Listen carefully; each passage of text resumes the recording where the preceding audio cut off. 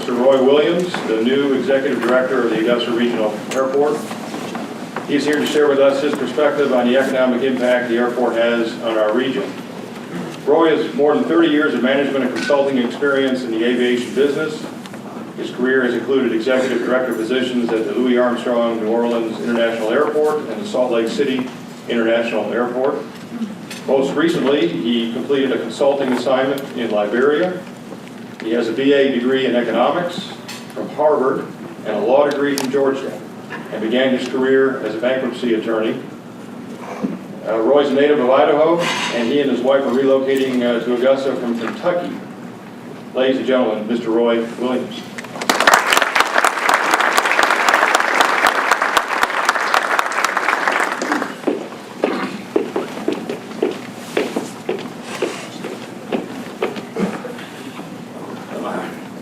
Well, good morning, everyone. I guess the excitement of the new job is too much for my throat, so hopefully you'll bear with me. Let's see if we get this rascal done and running. Okay. Well, certainly appreciate the introduction, Bart, and it's a great pleasure to be here. It's also a great pleasure to be here with Stuart, talking airports and how important your airport is in support of the whole region as we work together to deal with about 50 weeks of normalcy and 2 weeks of madness every year. I'm happy to say that I've had some experience with madness before, having hosted NCAA Final Four and Super Bowls in New Orleans, as well as hosting the aftermath of Hurricane Katrina, which I don't recommend. But although if I could just say on that regard that no one would ever want to be in the situation of Hurricane Katrina, but in the aftermath of Hurricane Katrina, I got to work with so many fantastic and wonderful people. It was such an affirming experience, as you saw, just people go above and beyond. It was really fantastic. At our peak, the New Orleans airport on a normal day before Katrina would have 13,000 outbound passengers. On the peak of the evacuation, we had 13,000 outbound travelers, of whom probably 12,000 had never flown before, of whom probably 3,000 were non-ambulatory. And this was without electricity, so all these people had to be locked upstairs or carried upstairs and so forth. And I can go on and on. I'm not here to do the Katrina story, but I do like to mention it because running an airport, most of what you do is kind of the day-to-day, but I've seen something other than the day-to-day. It's also, of course, a great pleasure to come into as a new job. I started on January 26th to come in and have a great facility and a great team. And with me here today is Diane Johnston, and she's a wonderful leader and has been really helping me get familiar with the airport. Before January, I'd never even been to Augusta, so I'm still figuring it all out.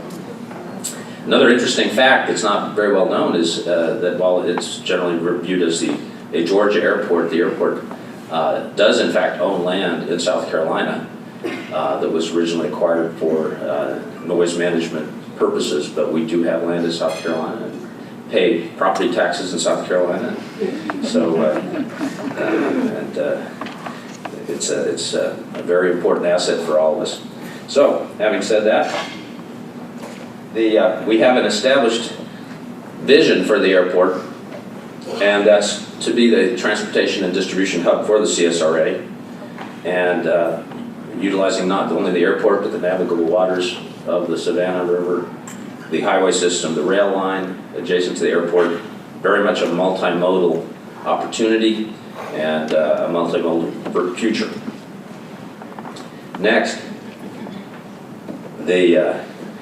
just to give you a sense of really an amazing data point that everybody in the room can have a piece of, and that is airports the size of Augusta in the 200 to 300,000 departing passenger size or smaller, what we call end-plane passengers, a good corruption of a French word.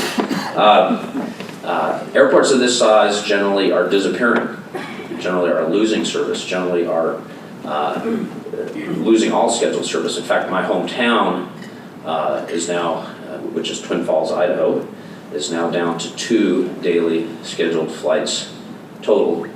And I suspect in another few years we'll have none. And it's not because Twin Falls is disappearing, but it's because the industry is changing so much that the aircraft size keeps getting bigger, the aircraft economics keep changing, and so smaller communities are harder and harder to effectively serve. And also, to be honest, under the leadership of President Eisenhower and subsequent presidents, we have built a fantastic highway system.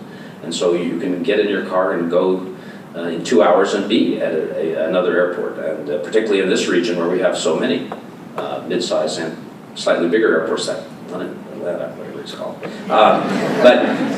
So to me, this data on this chart is really remarkable, that there's so many airports that trend would be the opposite, that it would have been doing really good in 2006 and 2007, and frankly would be down, and would still be down, and it would be celebrating. And Diane and I see it in our clippings in our industry, where they're celebrating that, wow, traffic's up 2%.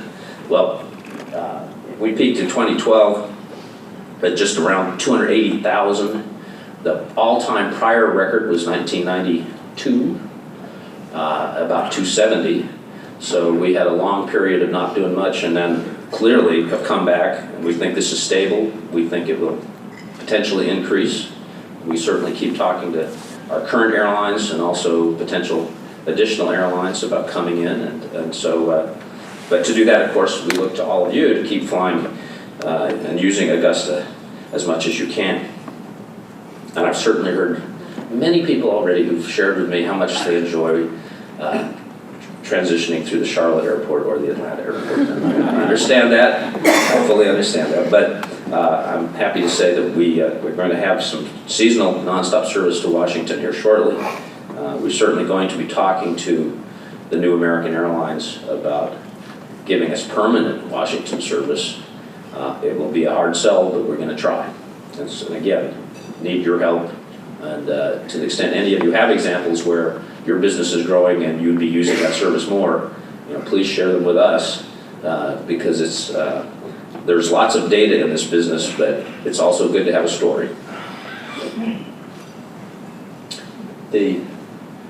Just a quick highlighting of the economic impact of the airport, even though it is just one element of the CSRA's overall economy. We have over 1,500 jobs that are directly associated with the airport, only about 80 of which are people who work for me. The annual payroll is $59 million approximately, but the total output of the airport in terms of goods and services and economic impact of more than $250 million each year. And then although the airport is not immense, it is a little bigger than Stewart's Airport.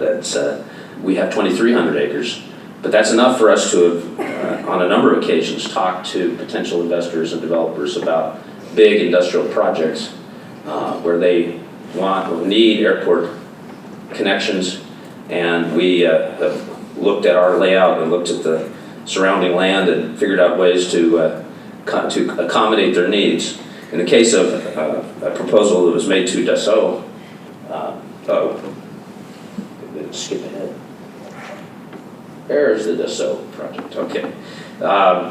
The concept required an additional runway. It also required over nearly 300,000 square feet of facilities, and of course, obviously, because it was an aviation operation, you did lots of ramp. We can do that within our campus with some small adjustments. Would have been a great project, and hopefully someday, maybe, something like it. Even bigger was the proposal to Boeing regarding the 777. It went somewhere in the south, I can't remember where. But again, a big project requiring a lot of space. We're happy it's in the south. We would have been happier if it was at Augusta.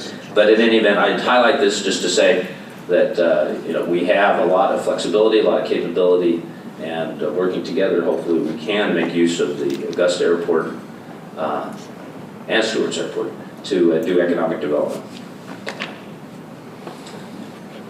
So we have an overall master plan for the physical facility, but we also have a strategic plan, and that includes a number of priorities, One being improving the zoning around the airport. Thankfully, compared to some other airports I have managed, we have a lot of compatible land use. We do not have a lot of residential use near the airport.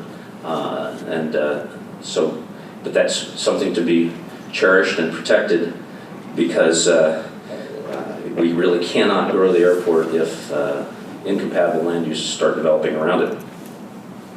We also are working on our free trade zone, foreign trade zone, and U.S. Customs capability, so that to the extent someone wants to do manufacturing and wants to do in-bond or foreign trade zone kind of activity, that it can be done at the airport.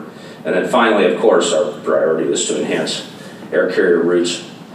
And I should say everybody, I think, thinks about that in terms of passenger activity, and that's very important. But I'm also interested in cargo.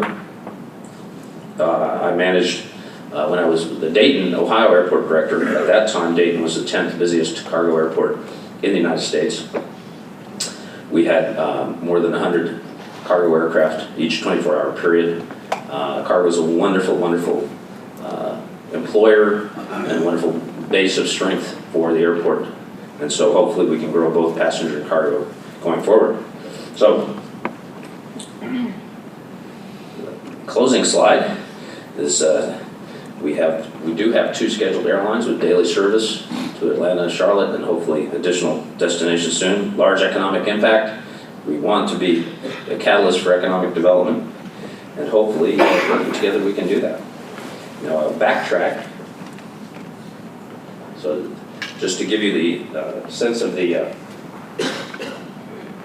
we go. You can see my laser pointer here. The red is our primary real estate development opportunity. This is to the south of the airfield area. A great opportunity for easy development. We're developing a new access road into this site. There's also land here in between the 2 runways, land to the north of the passenger terminal complex. We are certainly hemmed in to some extent by the river and highway and railroad, but still plenty of developable area, and certainly, and given the proximity to Interstate 520, it is just a fantastic site for development. And with that, I've gone very fast, so let's see, what else should I tell you all? Because I'm told you're not permitted to ask me questions, so. I will come back to the point of the success of the airport as a regional asset, that the airport's fully self-funded, does not rely on local taxpayer dollars. It relies on the collections from the users, the airlines and so forth, and collections through the passenger facility charge program, which is a federal program that you'll note on your ticket. Usually it's a $4.50 charge, a segment fee as we call it, and of that $4.50, 11 cents goes to the airline for collecting it for us, and the $4.39 comes to us, and we can only use it on capital improvements. It supports things such as our passenger terminal improvements and other passenger-related facilities, parking and aircraft parking and vehicle parking. And we need to do a lot more of that, because I'm told, again, I haven't been here yet for the Masters, but I'm told that clearly we would benefit from more parking so we could better accommodate aircraft who want to use Augusta Regional. And but we're very glad that we have this process of coordination with the 3 other airports, so that all 4 of us together do as good as we can accommodating Masters customers. But I think it's pretty clear the world economy is growing. The Masters will continue to draw more and more international customers, more and more customers with big aircraft, customers who will need the facilities at Augusta Regional. And so my objective is to make sure that we always have enough of those facilities for those customers who do want to use Augusta Regional. And I can go on and on about other things, but that's about it for what I know after 5 weeks in the South here at Augusta. And I look forward to working with all of you, and certainly welcome any questions after the breakfast. And hopefully all of you can come by, and I'll give you the 10-minute tour. Thank you so much.